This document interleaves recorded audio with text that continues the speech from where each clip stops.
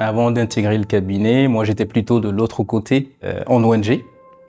Et du coup, j'y ai évolué pendant plusieurs années en tant que chargé de projet, chef de projet. J'ai terminé coordinateur de programme, de ce qu'on appelle coordinateur de programme multi-pays, dans des pays comme le Mali, le Sénégal, le Bénin, etc. C'est suite à cet intérêt-là et à la connaissance de Ludovic, d'Arnaud, que finalement, je me suis dit pourquoi pas l'audit.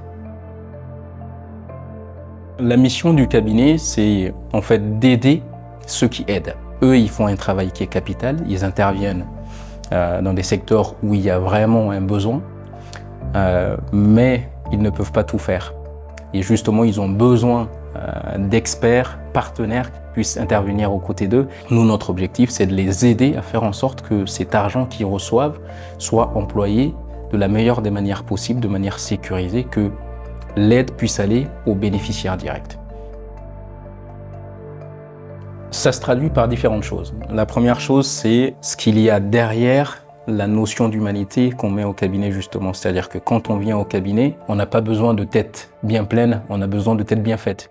Voilà. Quand on a une tête bien faite, c'est-à-dire qu'on peut réussir à s'intégrer au sein d'un collectif, qu'on peut réussir à comprendre les enjeux du secteur, le métier, on peut l'apprendre, mais le savoir-être, il faut qu'il soit là déjà.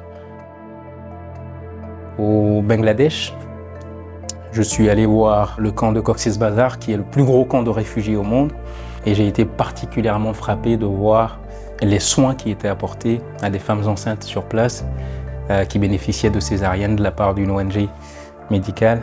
Et donc le fait de pouvoir apporter ces soins-là à des personnes qui en ont besoin, qui n'ont pas d'autres possibilités de réaliser des césariennes, d'aider les femmes dans leur suivi de grossesse, c'est quelque chose qui m'a profondément marqué. Nous, on est là en tant qu'accompagnants justement. On accompagne ceux qui sont sur le terrain pour faire ce travail qui n'a pas de prix.